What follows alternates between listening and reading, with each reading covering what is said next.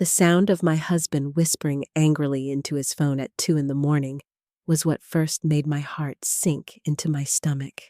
I stood frozen in our hallway, listening to Richard's hushed voice drift from the kitchen, catching fragments like evidence and "I can't believe she would do this to me." After 32 years of marriage, I knew that tone. It was the voice of a man who felt betrayed. What I couldn't understand was why he was directing that pain at me. Before I tell you this incredible story, please hit like and subscribe. I'd love to know in the comments which city you're watching from. My name is Catherine Walker. I'm 57 years old, and until 3 weeks ago, I thought I had the most solid marriage in our neighborhood. Richard and I had built what I considered an unshakable life together in our small Connecticut town, complete with our beautiful garden, our weekly date nights, and our shared dreams of traveling once he retired from his accounting firm.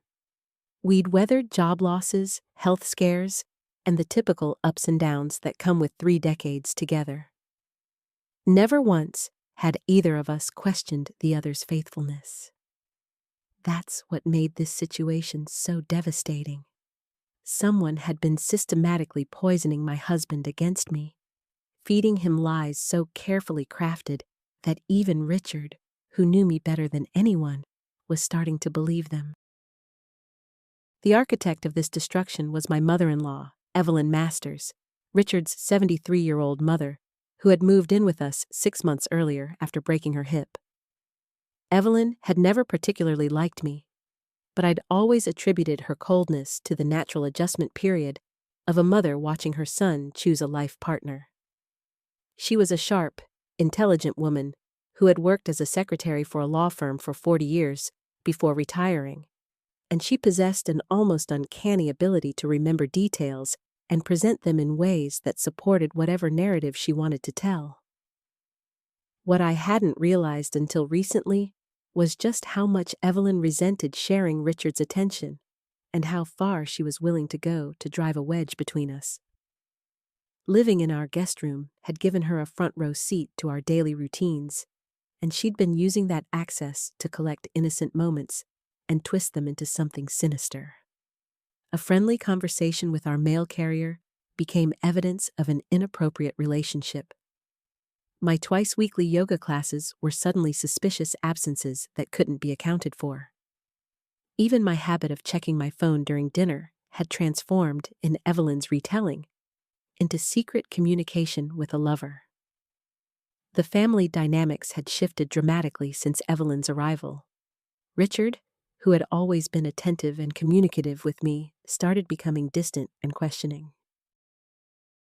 He'd ask pointed questions about where I'd been or who I'd talked to, questions that felt more like interrogations than casual conversation. At first, I thought he was just stressed about his mother's health and the changes in our household routine. I made excuses for his behavior, telling myself that caring for an aging parent was putting pressure on him that he didn't know how to process. Our daughter, Jessica Walker, 30 years old and living about an hour away with her own family, had become my lifeline during this confusing time. Jessica was a pediatric nurse with her father's analytical mind, but also an intuitive understanding of people that had served her well in her profession.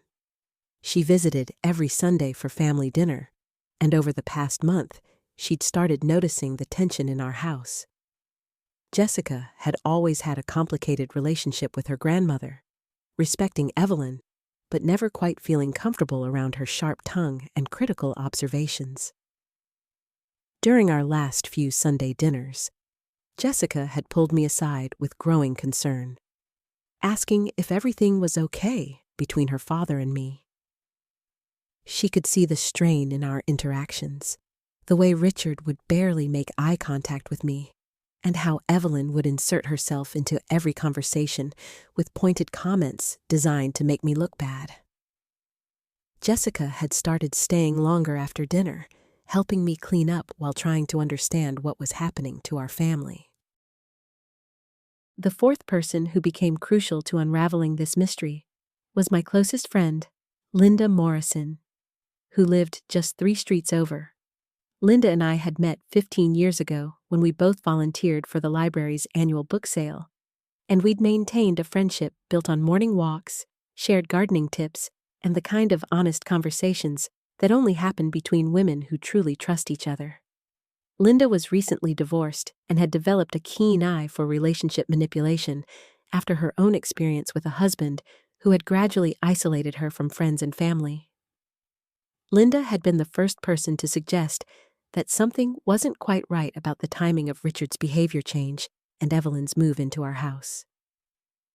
She'd noticed how I'd become more anxious and self-doubting over the past few months, constantly second-guessing my own actions and wondering if I was somehow inadvertently causing problems in my marriage. During our morning walks, Linda would listen patiently as I tried to make sense of Richard's accusations and Evelyn's snide comments, and she'd started pointing out patterns that I was too close to the situation to see clearly.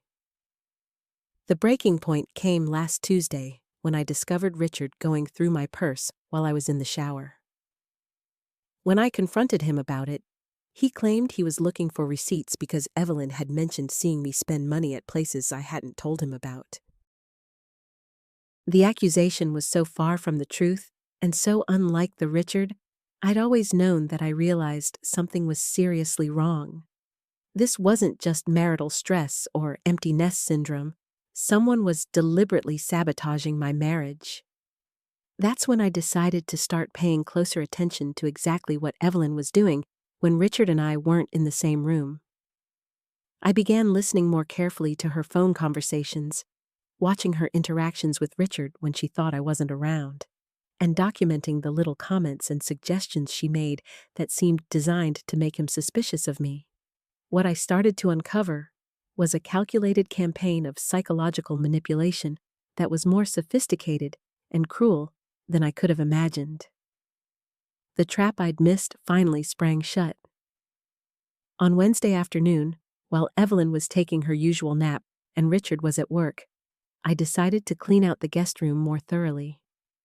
I'd been meaning to organize the space better since Evelyn had moved in, and I thought it might help reduce some of the tension if her living area felt more comfortable and settled.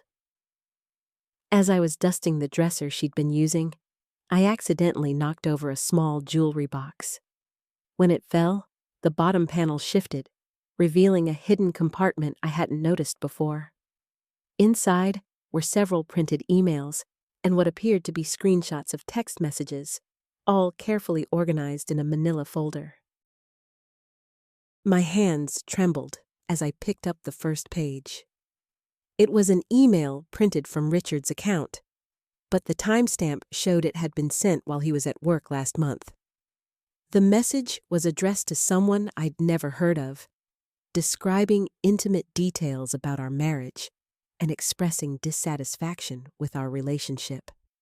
But I knew Richard's writing style after 23 years of marriage, and this wasn't it. The phrasing was formal and stilted, nothing like how my husband naturally communicated. The second document made my stomach drop. It was a screenshot of text messages supposedly from my phone to someone named David, arranging to meet for coffee and discussing how boring my marriage had become. The phone number shown was indeed mine, but I had never sent those messages. I'd never even heard of anyone named David, and the coffee shop mentioned was clear across town from anywhere I regularly went.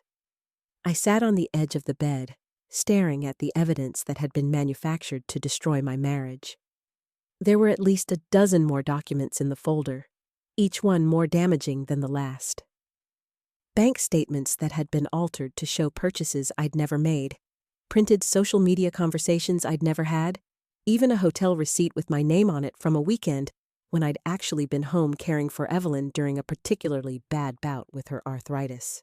The sophistication of the deception was breathtaking and terrifying. Evelyn had clearly spent months creating this elaborate web of lies, using technology I hadn't even realized she understood. I'd always thought of her as somewhat old-fashioned, still preferring handwritten letters to email, but apparently she'd been far more tech-savvy than any of us had realized. I heard her stirring in the next room and quickly photographed each document with my phone before carefully replacing everything exactly as I'd found it. My heart was pounding so hard, I was sure she'd be able to hear it when she emerged from her nap. But I managed to continue dusting as if nothing had happened. "Oh, Catherine, you don't need to clean in here," Evelyn said from the doorway, her voice carrying that same sweet tone that now made my skin crawl. "I can take care of my own space."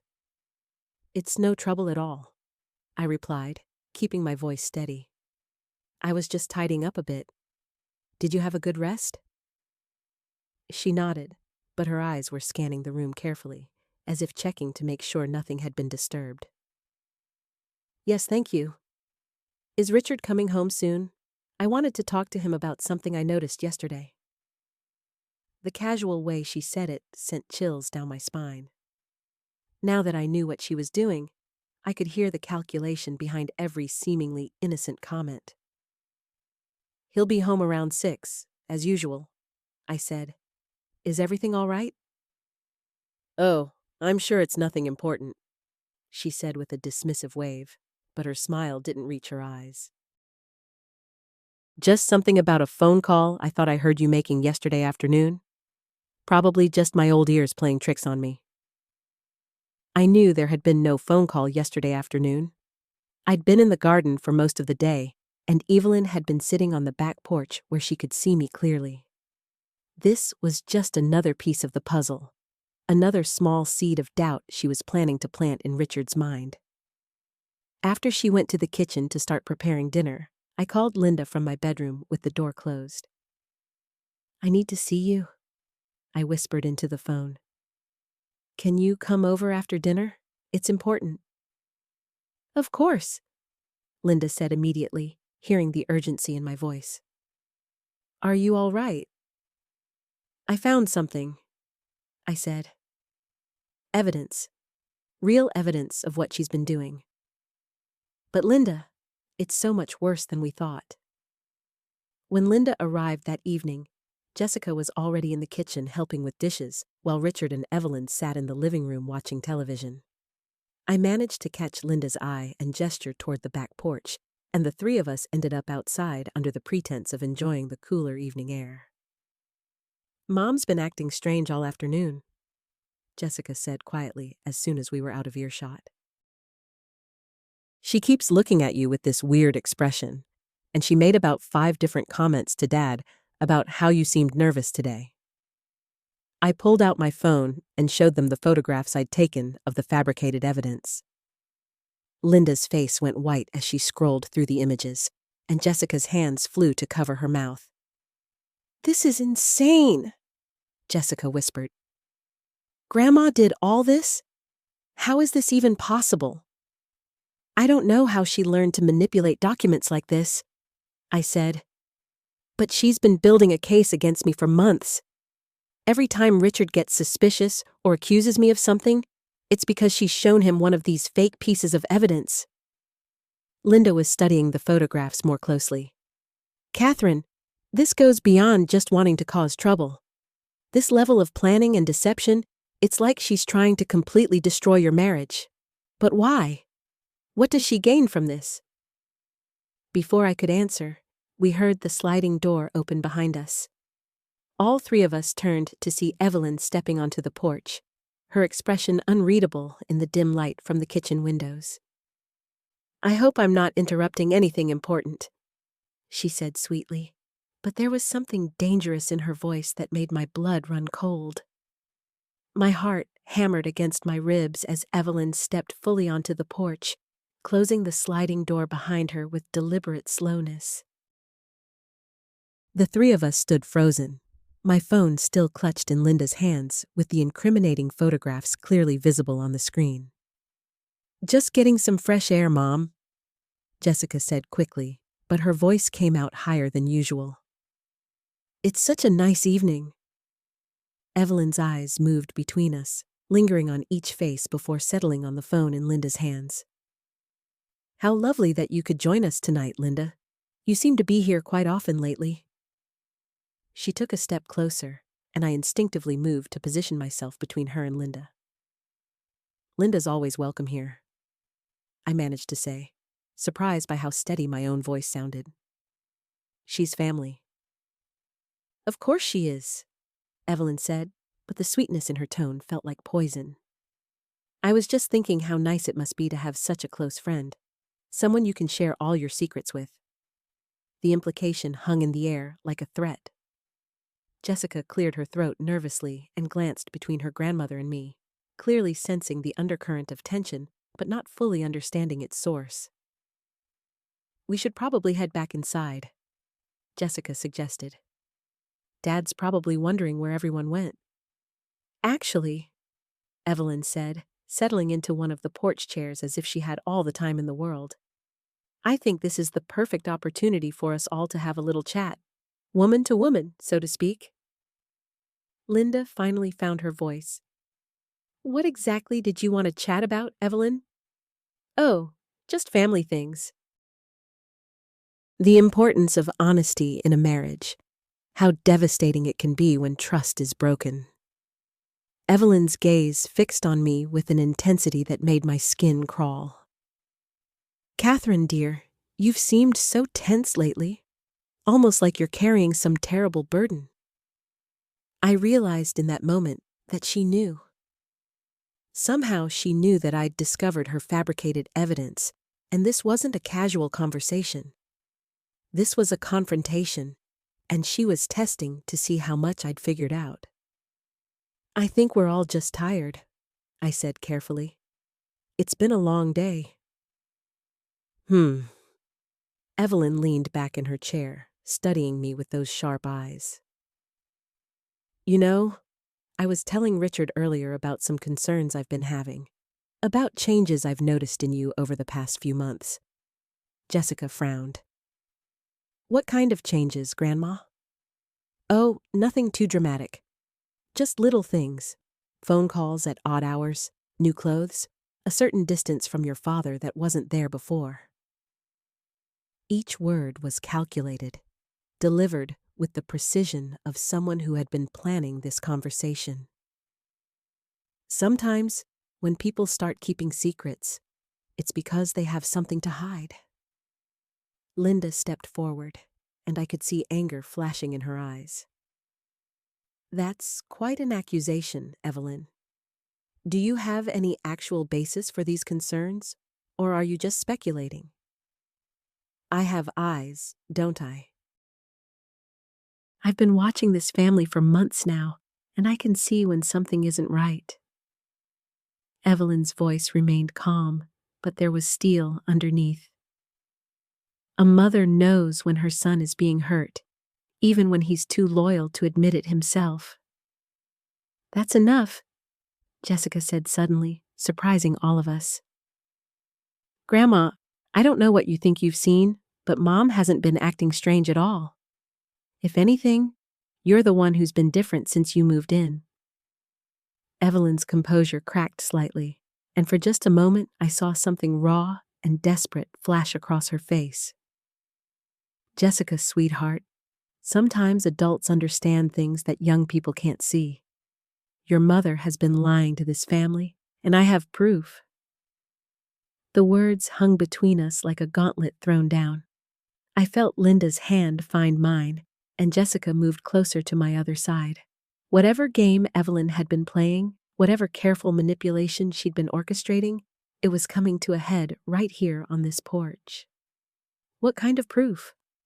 I asked quietly, though I already knew the answer. Evelyn smiled, but it was cold and triumphant. "The kind that will finally open my son's eyes to what his wife has really been doing behind his back." Just then, the sliding door opened again, and Richard stepped out onto the porch. "There you all are. I was wondering why it got so quiet out here." He looked around at our tense faces, and I could see confusion beginning to cloud his features. "Is everything okay?" Evelyn stood up slowly, smoothing down her dress. "Actually, Richard, I'm glad you're here. I think it's time we all had an honest conversation about what's been going on in this house." The porch suddenly felt smaller with Richard's presence, the air thick with unspoken accusations, and barely contained tension. I watched my husband's face as he looked between us, trying to read the emotional landscape he'd walked into. The evening light was fading now, casting long shadows across the wooden deck, and I could hear the distant sound of neighbors settling in for the night. Everything felt surreal, like we were actors in a play none of us had auditioned for. "What kind of honest conversation?" Richard asked, his voice cautious. He moved toward his usual chair, but remained standing when he noticed none of us were sitting anymore. The way his eyes lingered on his mother's triumphant expression made my stomach clench. Evelyn reached into the small purse she always kept beside her chair, her movements deliberate and theatrical. "The kind that involves these," she said, pulling out what looked like printed photographs. Even in the dim light, I could see they were images of me, though from this distance, I couldn't make out the details. "I think you'll find them very enlightening about what your wife does when she thinks no one is watching." Jessica stepped closer to me, and I could feel her teenage protectiveness radiating outward. "Grandma, this is getting really weird. What are you talking about?" "I'm talking about betrayal, sweetheart. I'm talking about lies and deception that have been poisoning this family for months." Evelyn's voice carried that same measured tone, but underneath it I could hear something almost frantic, like she was rushing toward a finish line that only she could see. Linda moved to stand beside the porch railing, positioning herself where she could see both Evelyn and Richard. "Richard, before you look at whatever those are, I think you should know that your mother has been making accusations all evening without any real basis. She's been building up to this moment, creating drama where none existed." "Stay out of this, Linda," Evelyn snapped, and for the first time her composure fully cracked. "This is about my family, not yours. You don't understand the signs because you don't live here. You don't see what I see every day." Richard looked confused and increasingly uncomfortable. "Mom, what signs are you talking about, and what's in those photos?" The way he asked the question, with genuine bewilderment rather than suspicion, gave me a flicker of hope. But I could also see how Evelyn's certainty was beginning to plant seeds of doubt in his mind. She had been working on him for months, after all, laying groundwork with subtle comments and manufactured concerns. "Look at them yourself," Evelyn said, holding out the photos. "Pictures don't lie, Richard. Unlike some people in this family." I felt my heart hammering against my ribs as Richard reached for the images. The porch light wasn't strong enough for me to see what they showed, but I watched his face as he studied them. His brow furrowed, and he flipped through what appeared to be 3 or 4 photos. "I don't understand," he said slowly. "These are just pictures of you at the coffee shop, and one of you talking to that guy from your book club. What am I supposed to be seeing here?" Evelyn's confidence never wavered. "Look at the body language, Richard. Look at how close she's sitting to him. Look at the way she's leaning in, the way she's smiling. That's not how a married woman acts with another man." Jessica let out an exasperated sigh. "Grandma, that's Mr. Peterson from the library. He's like 70 years old and talks about his grandchildren constantly. Mom's told us about him before." "Age doesn't matter when it comes to emotional affairs," Evelyn shot back. "Sometimes older men are exactly what women turn to when they want something different from their marriages. Someone who listens, someone who pays attention in ways their husbands don't anymore." The accusation hung in the air like smoke, and I could see Richard studying the photos again with new eyes. This was what Evelyn had been building toward, the moment when her careful manipulation would either succeed or fail completely. "There's more," Evelyn continued, reaching into her purse again. "Phone records showing calls to numbers Richard doesn't recognize. Credit card statements for purchases she never mentioned. a whole pattern of secretive behavior that started right around the time she joined that book club. Linda stepped forward again, her lawyer instincts clearly kicking in. Evelyn, what you're describing is surveillance. Have you been monitoring her phone calls and financial records? I've been protecting my son, Evelyn replied coldly. When I see him being deceived, when I see him coming home from work every day to a wife who's clearly got her attention focused elsewhere, I take action. That's what mothers do. Richard looked up from the photos, and I could see confusion warring with concern in his expression. These really are just normal conversations, he said slowly. But Mom, why were you taking pictures in the first place? And how did you get access to phone records? It was the question I'd been hoping he would ask, the one that might reveal the extent of his mother's intrusion into our lives. Evelyn's jaw tightened slightly, the first sign that her carefully constructed narrative might have some weak points. I have my ways, she said evasively. The important thing is what I discovered, not how I discovered it. Richard, your wife has been living a double life, and these photos are just the beginning of what I can prove. The threat in her voice was unmistakable, and I realized this confrontation was far from over.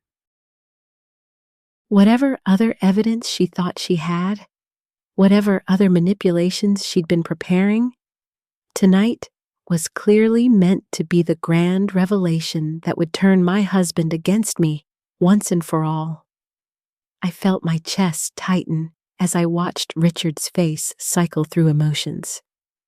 The doubt that had been planted was taking root, and I could see him trying to reconcile the woman he married with the picture his mother was painting. What other evidence? I asked, surprised by how steady my voice sounded. Evelyn, what exactly do you think you've discovered about my life? Evelyn's eyes glittered with something that looked almost like satisfaction. Well, since you're asking directly, let's talk about your Tuesday afternoon appointments. The ones you tell Richard are doctor visits, but there's no record of any medical appointments on your insurance. Richard's head snapped toward me. What Tuesday appointments? You haven't mentioned going to the doctor? I felt the room spinning slightly. I haven't been going to the doctor on Tuesdays. Evelyn, what are you talking about? Don't lie to him anymore, Evelyn said sharply. I followed you last Tuesday. You went to that little coffee shop on Maple Street and sat there for 2 hours? Alone? Just sitting and writing in some notebook like you were waiting for someone who never showed up. The relief that flooded through me was so intense, I almost laughed. That's what this is about?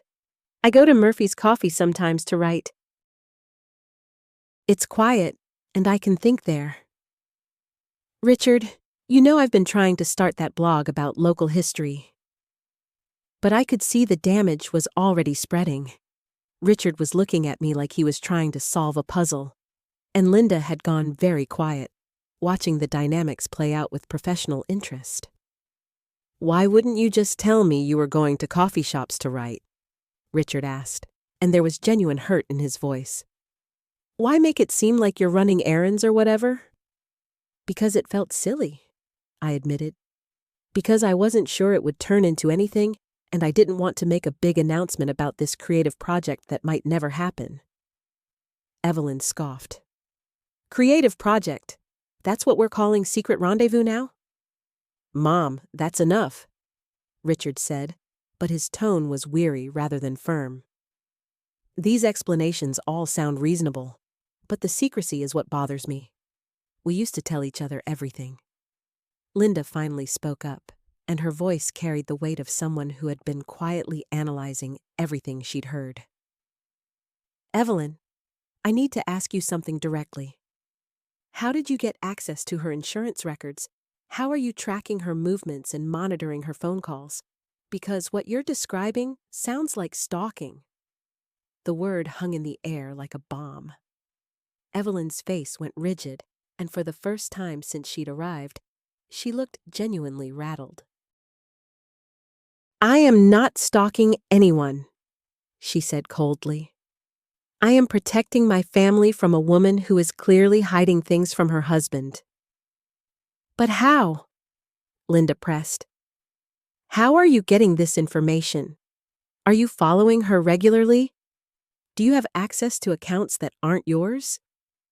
Richard was staring at his mother now, and I could see a different kind of realization dawning in his expression. Mom, please tell me you haven't been going through our personal information. Evelyn's silence stretched too long, and when she finally spoke, her voice was defensive. Richard, when you love someone, you do what's necessary to protect them. Your father never understood that, and look how that turned out. The mention of Richard's father sent a visible shock through him. His parents' divorce had been bitter and painful, full of accusations and paranoia that had ultimately destroyed their marriage. No, Richard said quietly. No, Mom, you're not doing this again. You're not turning my marriage into whatever happened between you and Dad. Evelyn's composure cracked completely. This is nothing like that situation. Your father actually was cheating? I had real evidence, real proof, and everyone told me I was being paranoid until the day I found him with his secretary. The pain in her voice was raw and real, and suddenly I understood what we were really dealing with. This wasn't just about me or Richard or even our marriage. This was about a woman whose world had been shattered by betrayal, who was now seeing threats everywhere she looked. Linda must have recognized it too, because her voice softened. Evelyn, I'm sorry about what happened in your marriage, but you can't let that experience dictate how you view every other relationship. I can't just stand by and watch it happen again, Evelyn whispered, and for the first time, she sounded fragile rather than fierce. I won't let Richard go through what I went through. Richard moved toward his mother, and I could see him struggling between compassion and exasperation. Mom, I'm not Dad, and she's not you. Our marriage isn't your marriage. But even as he said it, I could see the seeds of doubt still there in his eyes. Evelyn's manipulations had been built on a foundation of real fear and real pain, which made them infinitely more dangerous than simple malice would have been. The room fell quiet, and I realized we had reached a crossroads. Everything that happened next would determine not just the future of my marriage, but the future of this entire family. Then Evelyn reached into her purse one more time, and my blood ran cold at the look of determination that had returned to her face. What else could you possibly have? I asked, my voice barely steady. The exhaustion of this entire confrontation was weighing on me, but I knew we weren't finished yet. Evelyn pulled out a small digital recorder, the kind people use for meetings or interviews. She set it on the coffee table with deliberate precision, her fingers trembling slightly as she did. I recorded one of your phone conversations, she said quietly. Last Tuesday, when you were in the garden talking to someone, you said things that no married woman should be saying to another person. Richard's face went white. Mom, you recorded her private conversations? Do you understand how wrong that is? But I was already remembering Tuesday afternoon. I had been deadheading the roses while on a call with my sister about her recent breakup. We had talked for nearly an hour about her ex-boyfriend, about relationships, about trust and betrayal. Play it, I said, surprising everyone, including myself. Go ahead and play whatever you recorded. Evelyn's finger hovered over the play button. Are you sure you want your husband to hear this? I'm sure, I replied, though my heart was racing. I couldn't remember every word of that conversation, but I knew the context. The question was whether Evelyn had recorded enough to provide that context, or just selected pieces that would sound damning. She pressed play, and my voice filled the room, tinny through the small speaker. I know I shouldn't feel this way, but I can't help thinking about him constantly. When I'm supposed to be focused on other things, he just pops into my head. Richard's jaw tightened, and I saw Linda lean forward with concern. But I held up my hand, knowing more was coming.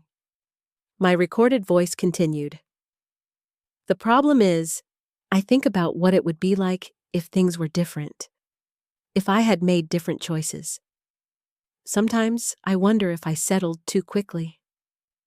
The silence in the room was deafening. Even knowing the context, I could hear how those words would sound to Richard. Evelyn stopped the recording and looked at her son with a mixture of vindication and pain.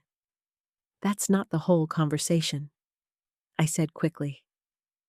Evelyn, you need to play the rest. There is no rest, she replied. That's when you moved further away, and I couldn't hear anything else clearly. Linda stood up abruptly. So you were spying on her from your house? Actually hiding and listening to private conversations? I was concerned, Evelyn said defensively, but her voice lacked its earlier conviction. When I saw her having these long, intimate conversations in the garden, I thought Richard deserved to know what was being said. Richard was staring at the recorder as if it might explode. The person you were talking to, he said to me, his voice carefully controlled. Who was it? My sister, I answered immediately. We were talking about her breakup with David. She's been struggling with whether she made the right decision leaving him, and I was trying to help her work through her feelings. The explanation hung in the air, and I watched Richard process it. His expression shifted from hurt to confusion to something that might have been relief. Your sister, he repeated slowly. You were talking about her relationship, not ours. Yes, I said firmly. I was trying to help her figure out if she still had feelings for her ex-boyfriend or if she was just lonely. The he I was talking about was David, not someone I was involved with. Evelyn's face crumpled as the implication hit her. She had taken fragments of a conversation about someone else's relationship and constructed an entire narrative of betrayal around them. Linda shook her head in disbelief. Evelyn, you built this whole conspiracy theory on half a conversation you weren't supposed to be listening to in the first place. But the photos, Evelyn said weakly. The credit card charges, the phone records. What phone records? Richard asked, and I heard a new edge in his voice. Mom, what exactly have you been looking at? The question seemed to deflate Evelyn completely.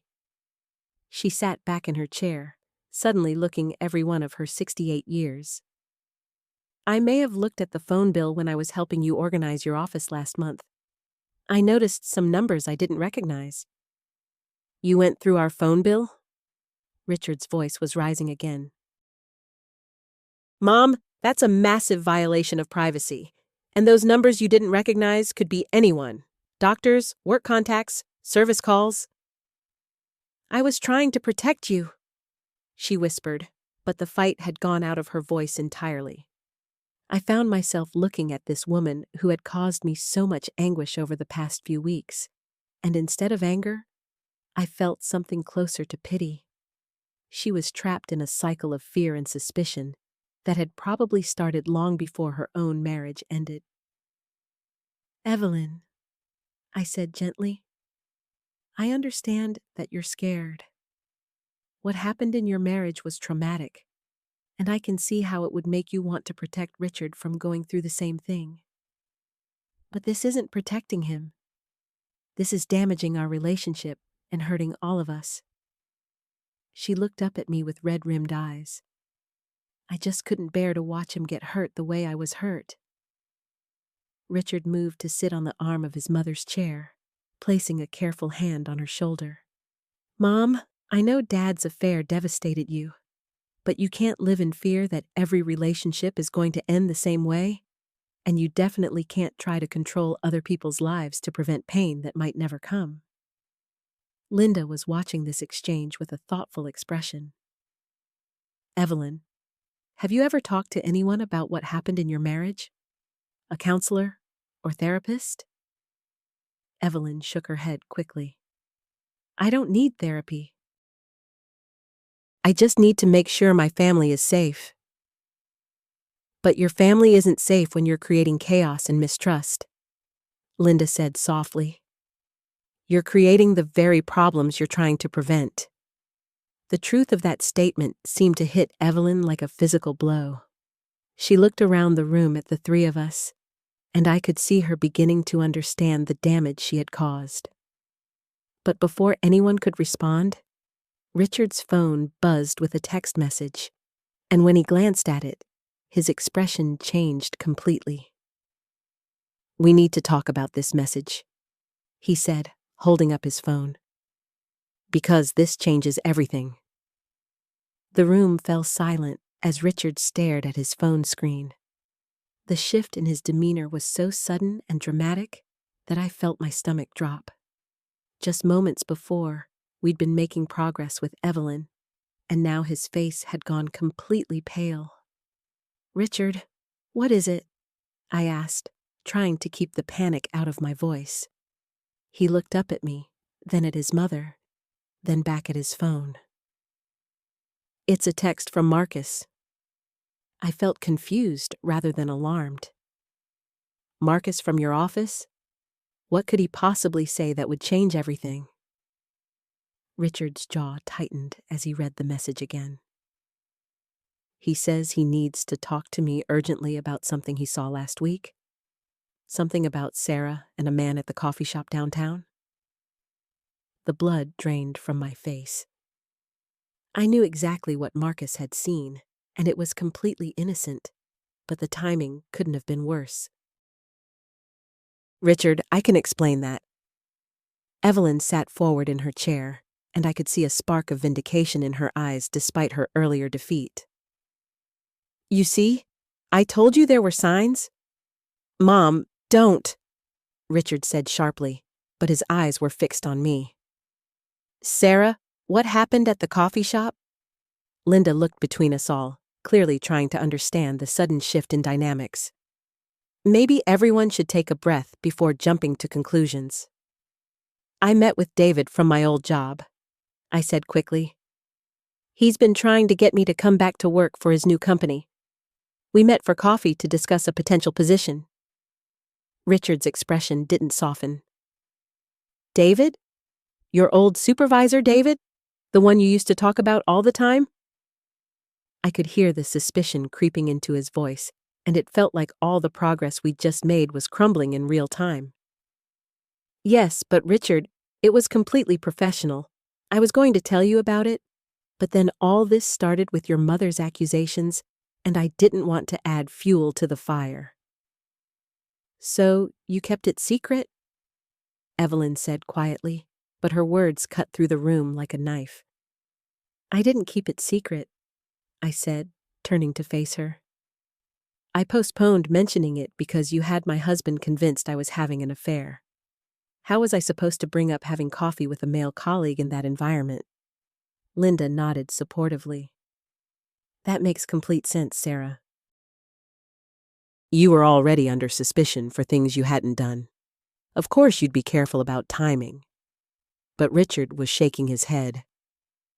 Marcus says you looked very comfortable together, that you were laughing and touching his arm. I closed my eyes, remembering the meeting. David had told me about his disastrous attempts at online dating, and I'd been laughing at his stories. When he'd mentioned how nervous he was about a presentation, I'd touched his arm reassuringly, the way I would with any friend. In context, it had been completely innocent.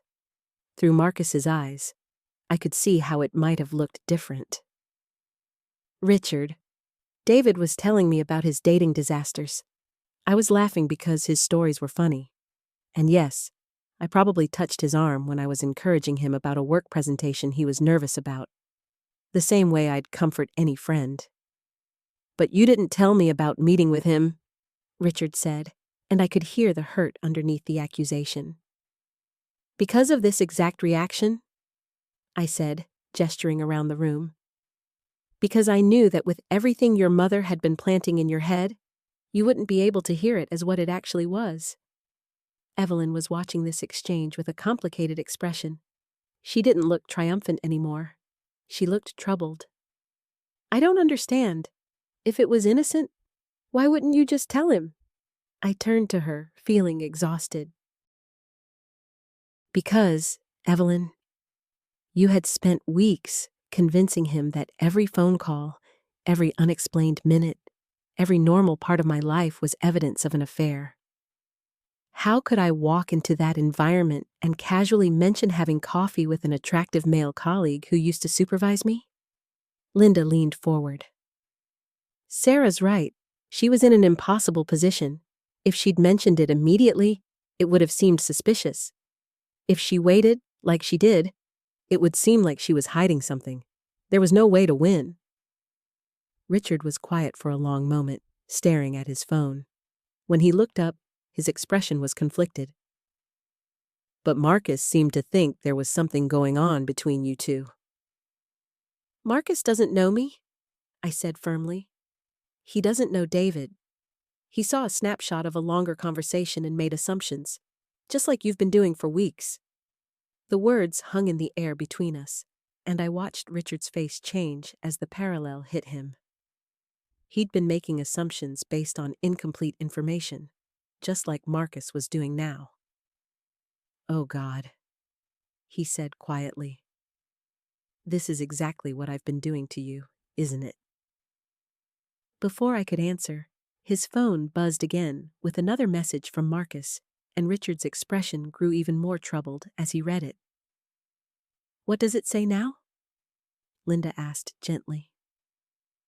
Richard looked up at me with an expression I couldn't quite read. "He says he has photos." The blood drained from my face. "Photos of what?" Richard's hands were shaking slightly as he held the phone. He says he took pictures of you and David at the coffee shop, that he thought I should see how you were really acting with him." "Let me see them," I said, reaching for the phone, but Richard pulled it back. "Sarah, I don't know if I'm ready to look at these. What if they show something that I can't unsee?" Evelyn had gone very quiet, her earlier defensiveness replaced by something that looked almost like fear. "Richard, maybe we should all just calm down and think about this rationally." "Now, you want to be rational?" I snapped, my patience finally breaking. Where was rationality when you were going through my things? Where was rationality when you were timing my grocery trips and analyzing my phone calls? Linda stood up and moved closer to Richard. "Son, you need to look at those photos. Because if they show what Sarah says they show, an innocent conversation between colleagues, then you need to see that. And if they show something else, then you need to see that too. But hiding from them isn't going to solve anything." Richard looked at his mother, then at me, then at Linda. "What if I look at them and I see something that confirms my worst fears?" "Then at least you'll know the truth," I said quietly. "Richard, I've been begging you for weeks to trust me, to believe me when I tell you nothing is happening. These photos are going to show exactly what I've been telling you, two people having a normal conversation. But Marcus said you looked intimate, flirty." I felt a surge of anger. Marcus doesn't know me. He doesn't know what my normal interactions look like. You do. You've seen me talk to male colleagues at your company parties, at neighborhood gatherings. Have I ever been inappropriate?" Richard was quiet for a moment. "No. You've always been completely appropriate. Even sometimes I thought you were maybe too formal with other men." "Exactly. So, Why would I suddenly start being different with David? Evelyn cleared her throat uncomfortably. Maybe we're making too big a deal of this. Maybe Marcus just misunderstood what he saw. Linda turned to look at her sharply. You mean the same way you've been misunderstanding everything Sarah does for the past month? I was trying to protect my son, Evelyn said defensively. From what? Linda demanded. From his loving wife? From his happy marriage?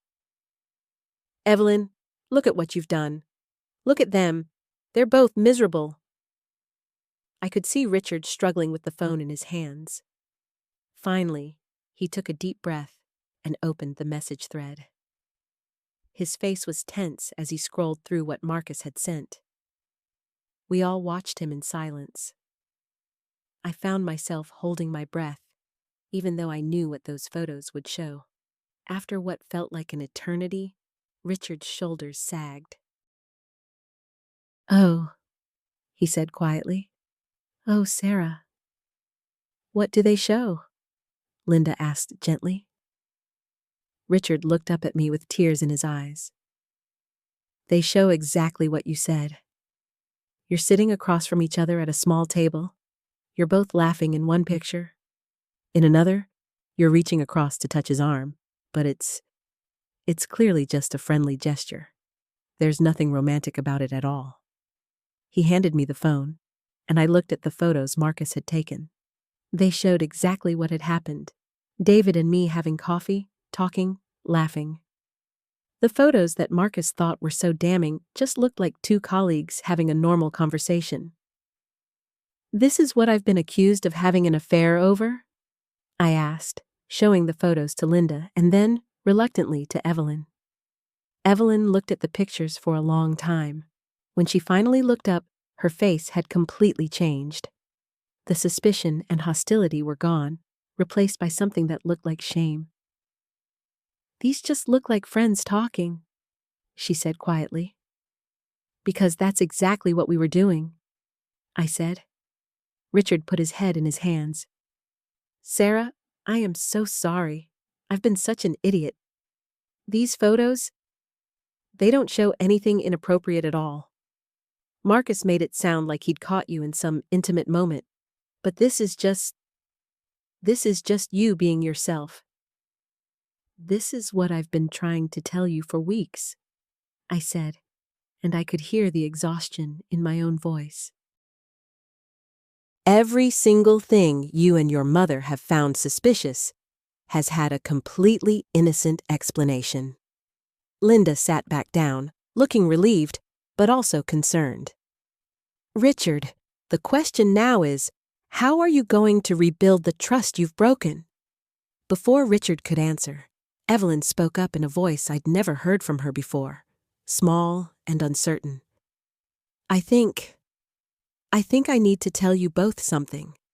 Something I should have told you weeks ago. We all turned to look at her, and I felt a chill run down my spine. There was something in her expression that suggested we hadn't gotten to the bottom of this situation yet. Evelyn's hands were trembling slightly as she clasped them in her lap. The transformation in her demeanor was so complete that for a moment, I wondered if I was looking at the same woman who had been systematically trying to destroy my marriage for weeks. What do you need to tell us?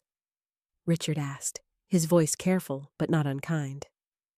Evelyn took a shaky breath. The day I first saw those photos that Marcus sent, that wasn't actually the first time I'd heard about David. I felt my stomach drop. What do you mean? About a month before Marcus contacted me, I was at the grocery store, and I ran into Mrs. Patterson from down the street. She mentioned seeing you having coffee with a man she didn't recognize. Evelyn's voice was barely above a whisper. She said you two looked very comfortable together, and she wondered if Richard knew about it. So you've known about my coffee meetings with David for over a month? I asked, trying to keep my voice level. Evelyn nodded miserably. Mrs. Patterson has always been a gossip, and normally I would have just dismissed it. But Richard, you have to understand, Your father? What does Dad have to do with this? Richard asked, leaning forward. Your father had an affair? Evelyn said quietly. 23 years ago, when you were in college. It lasted 8 months before I found out about it. The room went completely silent. I could see Richard processing this information, his face cycling through shock, confusion, and hurt. You never told me, he said. We decided not to tell you. You were so young and doing so well in school, and we thought we could work through it without involving you.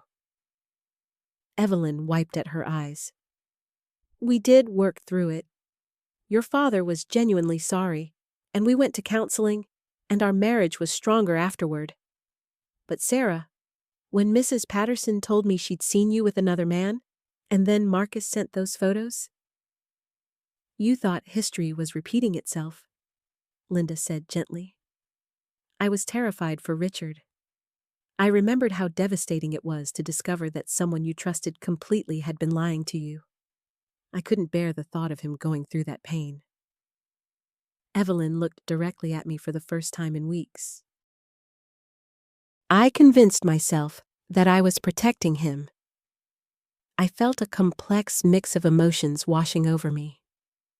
Part of me was still angry at the weeks of suspicion and accusations, but another part of me was beginning to understand the fear that had driven Evelyn's behavior. But Mom, Richard said, why didn't you just ask Sarah directly, or ask me to ask her? Evelyn's face crumpled slightly. Because I was scared of what the answer might be, and because I think I wanted to be the one to protect you. After your father's affair, I felt so powerless, so foolish for not seeing the signs. When I thought I was seeing signs with Sarah, I felt like I could do something about it this time. By gathering evidence and building a case against me, I said. Yes, and I realize now how wrong that was. I was so focused on protecting Richard from potential pain that I created actual pain for both of you. Richard was quiet for a long moment, staring at his hands. Finally, he looked up at his mother. Mom, I appreciate that you were trying to protect me, but what you did nearly destroyed my marriage. Sarah has been telling me the truth this entire time, and instead of trusting the woman I married, I chose to trust suspicions and circumstantial evidence. I know, Evelyn said. I know, and I'm sorry. Sarah, I'm so sorry. You've been nothing but kind to me since you and Richard got married, and I repaid that kindness by trying to convince my son that you were betraying him. I looked at this woman who had made my life hell for weeks, who had poisoned my husband against me, who had made me question my own sanity at times. But I also saw a mother who had been acting out of genuine fear, even if her methods were completely wrong. Evelyn, I said slowly, I appreciate your apology. I really do. But you have to understand that trust isn't something that can be rebuilt with just an explanation and an apology. I understand, she said. What can I do to make this right? First, I said, you need to call Marcus and tell him that you were wrong about me, that you've seen the evidence and realized there was no affair. Evelyn nodded immediately. Of course, I'll call him as soon as I get home. Second, you need to understand that Richard and I are going to need time to repair our marriage, and that process might not include you for a while. This was clearly harder for Evelyn to hear, but she nodded again. I understand. Richard had been quiet during this exchange, but now he spoke up. Sarah, what do we do now? How do we move forward from this? I looked at my husband, this man I'd loved and trusted for years, who had spent weeks doubting my fidelity based on coffee shop photos and his mother's fears. The hurt was still there, raw and real, but underneath it was still the foundation of what we'd built together.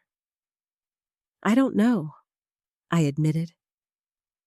I know I still love you, but Richard, you broke something when you chose to believe I was capable of cheating rather than just talking to me honestly. I know I did, and I want to fix it, whatever it takes. Linda, who had been listening quietly, spoke up. Maybe you two should consider counseling, both individual and couples counseling. I think that's a good idea, I said. Because honestly, I'm not sure I know how to trust you again either, Richard. How do I know that the next time someone plants seeds of doubt about me, you won't water them and watch them grow? Richard's face was pained, but he nodded. You're right.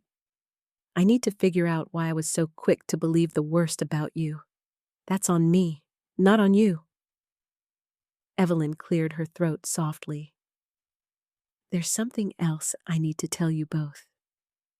Something about Marcus that I probably should have mentioned earlier. We all turned to look at her, and I felt that familiar chill of dread. Just when I thought we might be getting to the bottom of this situation, there seemed to be another layer. What about Marcus? Richard asked. Evelyn hesitated, then took a deep breath. He didn't just stumble across those photos by accident. He told me he'd been following Sarah for several days before he took them. The words hit me like a physical blow. Following me? The room seemed to spin slightly as I processed what Evelyn had just revealed. He was stalking her? Richard's voice was sharp, protective in a way that reminded me why I'd fallen in love with him in the first place. Not stalking exactly, Evelyn said quickly, though she looked uncomfortable. He said he'd noticed Sarah acting differently when she came to visit us, and he was concerned. He thought if he could just document what was really happening, he could either put our minds at ease or confirm our suspicions. I felt sick. So he followed me to the coffee shop. He followed me other places too, didn't he? Evelyn nodded reluctantly. He mentioned seeing you at the bookstore, at the grocery store. He said you kept checking your phone and smiling, which seemed suspicious to him. I was texting my sister, I said, my voice hollow. Linda, do you remember? You were telling me about your job interview, and I was excited for you. Linda's face had gone pale with anger.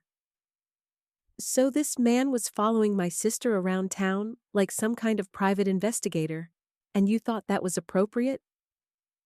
I know how it sounds now, Evelyn said defensively. But at the time, Marcus presented it as being concerned family. He said he was just looking out for Richard. Richard stood up abruptly, running his hands through his hair. Mom, do you realize what you're telling me? You're saying that instead of just asking Sarah if anything was wrong, you enlisted someone to spy on my wife, to follow her around without her knowledge or consent. The full weight of violation was settling over me. It wasn't just that they'd suspected me of cheating. Someone had been watching me, following me, taking pictures of me without my knowledge. The thought made my skin crawl. How long? I asked quietly. How long was he following me? Evelyn looked down at her hands. About 2 weeks. 2 weeks. I tried to think back over the past month, wondering if I'd felt watched, if I'd noticed anything. There had been a few times when I'd felt oddly self-conscious, like someone was observing me, but I'd dismissed it as paranoia. Sarah, Richard said, turning to me with a stricken expression. I am so sorry. This is so much worse than I thought. Linda moved closer to me on the couch. This is harassment. This Marcus person harassed you for 2 weeks, and Evelyn encouraged it. I didn't encourage it, Evelyn protested. I didn't ask him to follow her. He did that on his own initiative. But you accepted the information, I pointed out. You took those photos and used them as evidence against me. You didn't question his methods or tell him to stop. The fight seemed to go out of Evelyn then. She sagged in her chair, looking older than I'd ever seen her. You're right. I was so caught up in my fear of losing Richard the way I lost his father that I didn't think about what we were doing to you. I'm ashamed of myself. Richard sat back down, but he looked shaken. Mom, I need to know everything. What else did Marcus tell you? What other evidence did he think he had? There wasn't really anything else concrete, Evelyn admitted. He said you seemed happier lately, Sarah, which he thought was suspicious. He said you'd bought new clothes. He noticed you'd gotten your hair done. I stared at her in disbelief. I got a haircut because I wanted to look nice. I bought new clothes because my old ones were worn out. And if I seemed happier, it's because things were going well with Richard and me, or at least I thought they were. The irony wasn't lost on me. The very signs of a woman feeling good about herself and her marriage had been twisted into evidence of infidelity. Linda shook her head. This is insane. Evelyn, do you hear yourself? You're describing completely normal behavior and treating it like it's evidence of wrongdoing. I know that now, Evelyn said miserably. I know how foolish it all sounds, but Marcus was so convincing, and I was already so worried. Richard looked at his mother with something I'd never seen before, disappointment mixed with anger. Mom, I need you to understand something. What you and Marcus did wasn't just wrong because Sarah turned out to be innocent. It would have been wrong even if she had been cheating. Following someone without their knowledge isn't acceptable behavior. I understand that now, Evelyn said. Do you? I asked. Because I need to know that this will never happen again. That if you have concerns about me or our marriage in the future, you'll talk to us directly instead of enlisting someone to spy on me. Yes, Evelyn said firmly. I promise you, nothing like this will ever happen again. I wanted to believe her, but trust, once broken, doesn't repair itself with promises alone. I think I need some time to process all of this, I said finally. Richard, I meant what I said about counseling, for both of us individually and together. Whatever you need, he said. I'll call someone tomorrow. Linda stood up. Sarah, do you want to come stay with me for a few days? Give yourself some space to think? I considered it. Part of me wanted to run away from this whole situation, to retreat to the safety of my sister's apartment and pretend none of this had happened. But running away wouldn't solve anything. No, I said. Richard and I need to work through this together, but I appreciate the offer. Evelyn stood up as well, gathering her purse. I should go. But Sarah, please know that I truly am sorry. Not just sorry that I was wrong, but sorry for the pain I've caused you both. After she left, the house felt different somehow. Richard and I sat in our living room, the space between us on the couch feeling like a chasm. What do we do now? Richard asked quietly. I looked at this man I'd promised to love for better or worse and realized we were being tested in ways I'd never imagined when we made those vows. We learn to trust each other again, I said. And we figure out how to make sure something like this never happens again. It wouldn't be easy, but we had to try. Because despite everything, we still had something worth fighting for.